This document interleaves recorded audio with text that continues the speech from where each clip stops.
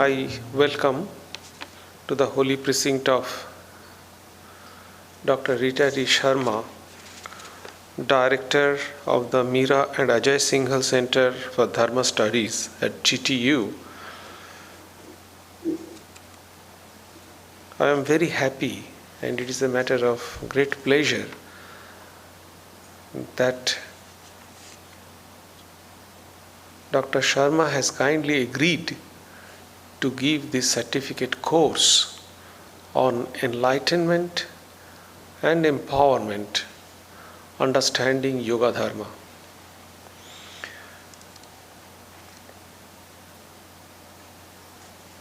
What I would like to just simple business that those who have registered their name, please sign. There is a signing paper, so please sign that, and if you attend 10 classes out of 12, you will get the certificate. Otherwise, you can attend the class, there will be no problem. So please register, please write your name and sign it there.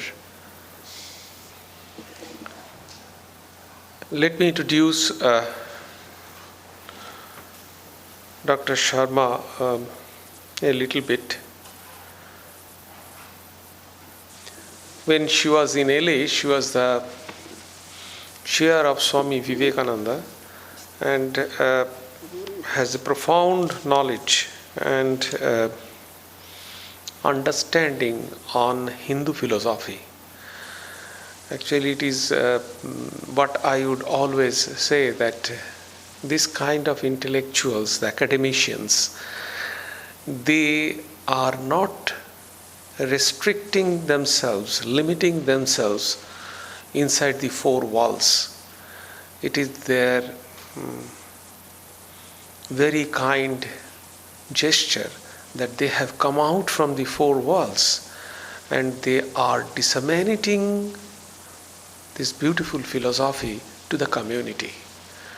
That's a wonderful gesture that we are having, and we are fortunate because you see Berkeley is there, Graduate Theological Union is there. Actually, we are in the hub of the intellectual community. So I am thankful to Dr. Sherma that she has kindly agreed to give these classes. Without much ado, I request Dr. Sherma to give the classes.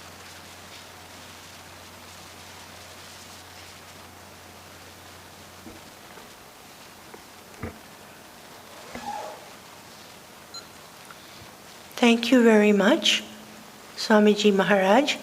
It is a great honor to be here, and I would like to take this opportunity to thank Swamiji Prasanatmanandaji Maharaj, as well as Vedanta Society Berkeley, for welcoming me to this sanctuary. Thank you all also for being here. Remember, this is not a lecture as much as a conversation and a dialogue, so I look forward to hearing your voices more than I look forward to hearing my own. So,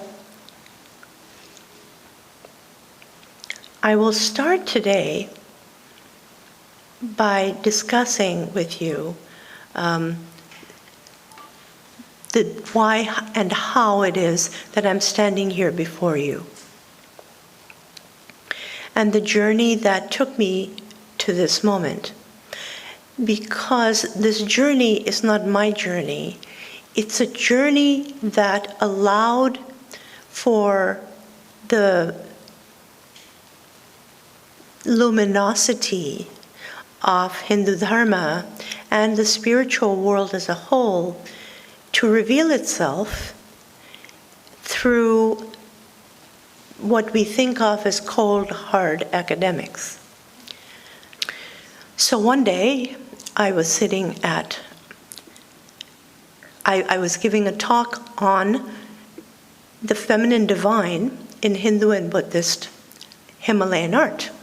Yes, I'd taken a bunch of courses. I knew what I was doing now. A lady came up to me at the end of the talk and said, I enjoyed your talk, especially on the Divine Feminine in these two traditions.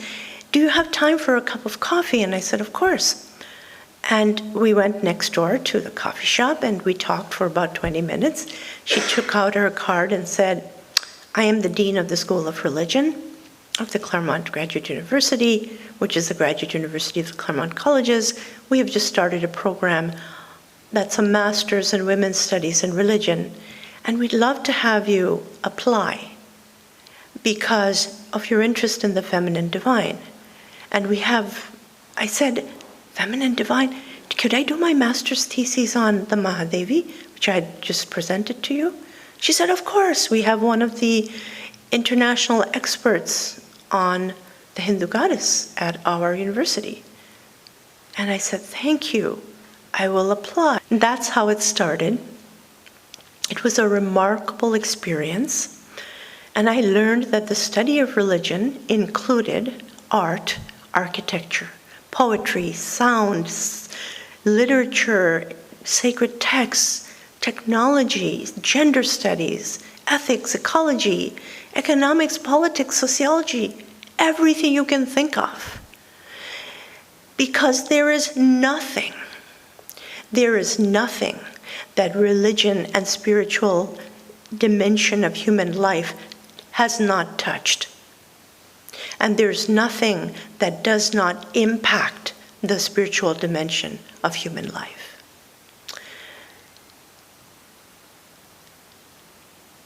So whether we're looking at money, economics, whether we're looking at international relations, whether we're looking at neurobiology, whether we're looking at consciousness, whether we're looking at transforming ourselves for our environmental nightmare, whatever we're looking at, the study of the spiritual dimension of human life touches it all.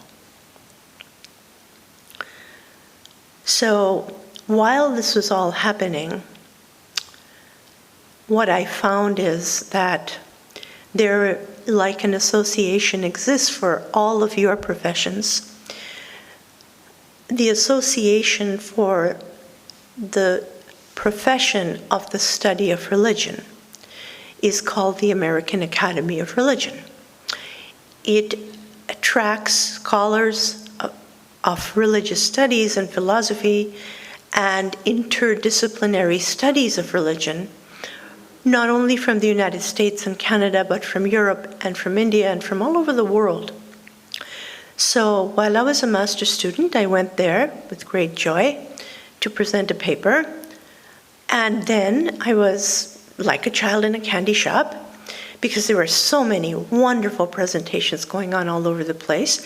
And after getting, diabetes from all of those candies, I decided that I must find where the Hindu papers were.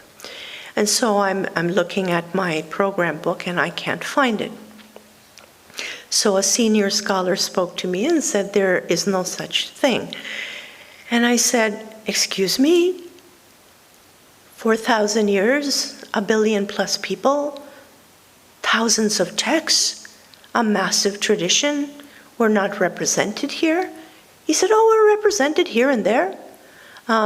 You can find it in some of our units. So I said, well, please take me there. And so this mentor took me there, and I heard them speak about, interesting things, micro things, like village Grama Devata in Maharashtra, who is worshipped in the middle of the night on the month of Magha. And I'm like, this is very interesting to someone, I'm quite sure. That person just doesn't happen to be me. So I said to him, this is wonderful, but I really want to learn the big picture. I want to hear where the big questions are answered. And he said, well, why don't you form a unit? I said, I cannot do that. I'm a master's student, a woman, and a minority. And he said, yes. And the American Academy of Religion has said and holds that it will support junior scholars, women, and minorities. So go to it, and I will support you. And with the help of my support of my guide and this mentor, we created a Hinduism unit. And that seems like, well, that's good, it's done. But it wasn't that simple, because what came up before the unit, when I spoke to people who were senior scholars, and I said, can you sign my proposal for creating this unit? And my guide also helped with that. They were happy to sign, these scholars of Hindu studies. They were happy to sign. But then there was a large cohort who said, but you are reifying, making real something that isn't real. So this thing that is called Hinduism or Hindu Dharma or whatever you want to call it, it's not real, because there's nothing that is coherent about it. Somebody believes this, somebody believes that. There's no theology, that there's no. And so we just ignored them and went ahead and did this anyway. When we did this, what happened is that the American Academy of Religion, the world's most well-known body for the intellectual study of the world's religions and spiritual traditions and their interaction with everything else, basically said, this is real. There's a thing called Hinduism, and we are having a unit to study it.